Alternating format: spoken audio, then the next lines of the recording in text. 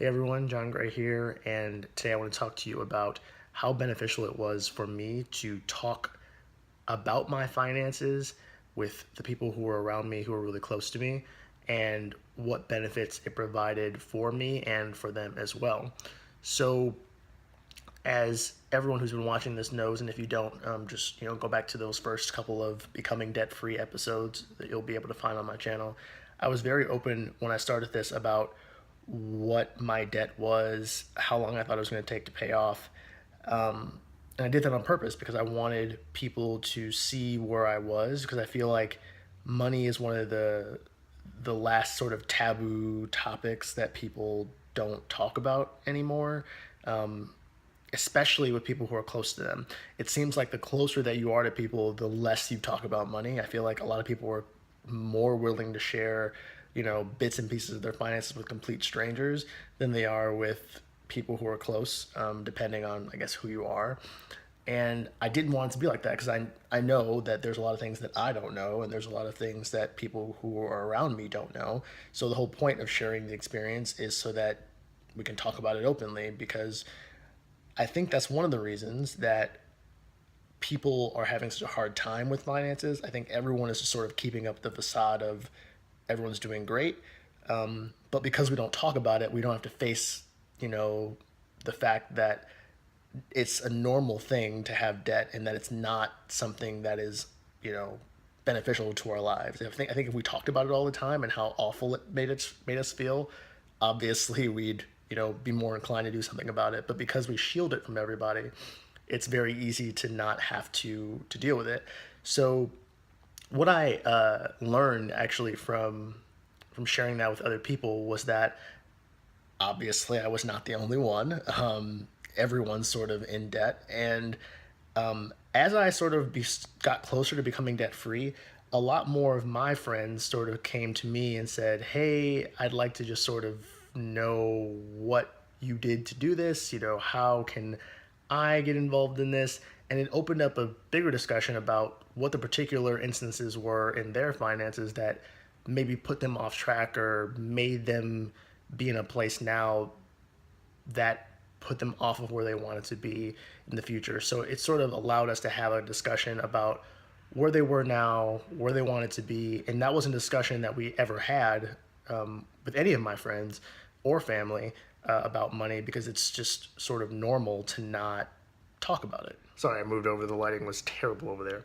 So anyway, what that also showed me was that there is a accountability factor to having people that you care about know about where you are in your finances that you don't have with yourself. So I'll give you an example. A friend of mine who I regularly talk about finances with now, because we're just, we're close, and we do that all the time now. One of the things that he said to me was, it makes me a lot more conscious of where I'm at with my numbers, because I know that you and I are going to talk about it.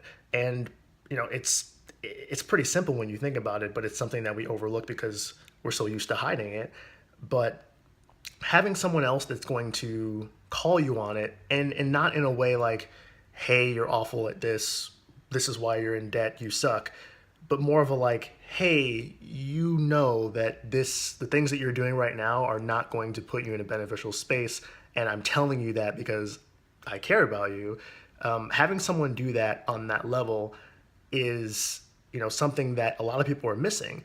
And I don't think I realized that because I have Danielle, but people, especially who are single, or someone who's not talking to their spouse about their finances, they might not have that. They might not have that level of accountability. So what I think that does is just provide another layer of protection for yourself by forcing yourself to go through what your progress is with someone else.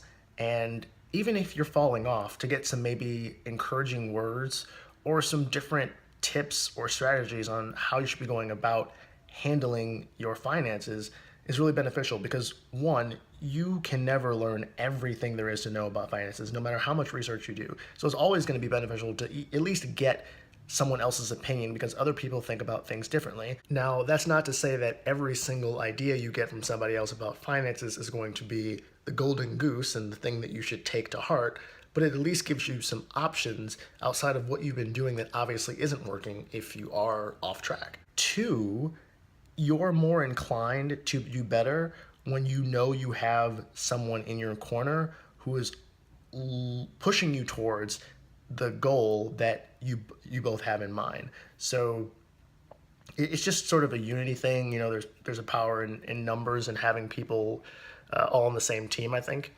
And I don't think a lot of people have that currently because from everything I've heard from the people who have sort of reached out to me and people who I've talked to who are just trying to get a handle on what their financial situation is. The one thing I hear from people the most is, I know that I have to do all this. I know that I need to budget. I just don't do it. Well, maybe part of the not doing it piece is because you've never held yourself accountable before. Because it's easy to talk yourself out of budgeting because you know what your triggers are. You know how to justify things to yourself. Justifying something dumb that you do to somebody else, though, especially someone who really cares about you, is going to be a lot more difficult. So just, my thoughts on that. It's definitely helped me and the people around me in my life. And I think now more than ever, we talk about finances and where we want to be because it allows us to, set in motion now what we need to do to get to where we want to be. So there's no excuses. If we don't reach our goal, we know we missed something. So I would just encourage everyone to sort of do that and think about who the people are in your life who are the closest to you, who you feel would be good advocates, good partners to get you to your financial goals in the future. But that is all that I have for today. Thank you so much for listening as always, and I will see you guys in the next video. Bye.